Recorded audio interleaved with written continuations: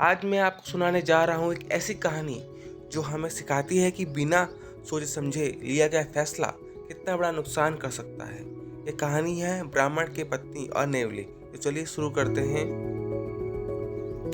बहुत समय पहले एक नगर में देव शर्मा नाम का एक ब्राह्मण रहता था। उसकी पत्नी ने एक सुंदर बेटे को जन्म दिया।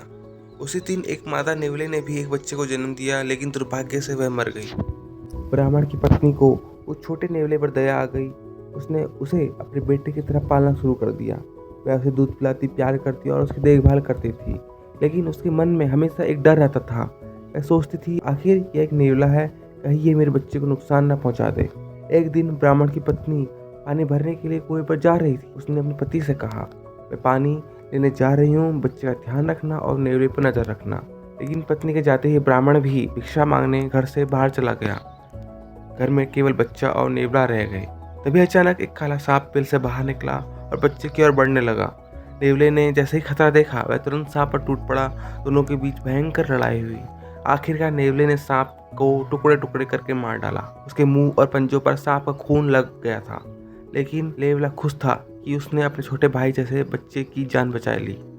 वह घर के बाहर जाकर ब्राह्मण की पत्नी का इंतजार करने लगा। कुछ देर बाद जब ब्राह्मण की पत्नी लौटी तो उसने नेवले को खून से लथपथ देखा। वह घबरा गई। उसने बिना कुछ सोच समझे यह मान लिया कि नेवले ने उसके बच्चे को मार दिया है। गुस्से और डर में उसने पानी से भरा भारी घड़ा नेवले पर दे मारा। बेचारा नेवला वहीं मर गया। जब वह घर के अंदर गई तो उसने देखा कि उसका बच्चा सुरक्षित सो रहा था और पास में काला सांप मरा पड़ा था। अब उसे अपने भयानक गलती का एहसास हुआ। वह पछतावे में रोने लगी और सोचने लगी, मैंने बिना सच जाने अपने ही रक्षक को मार डाला। दोस्तों, इस कहानी से हमें सीख मिलती है, बिना सोचे समझे कभी कोई फैसला नहीं लेना चाहिए।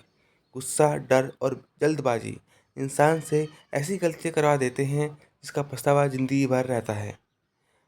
अगर आपको ये कहानी पसंद आई हो तो वीडियो को लाइक करें, चैनल को सब्सक्राइब करें और अपने दोस्तों के साथ शेयर ज़रूर करें।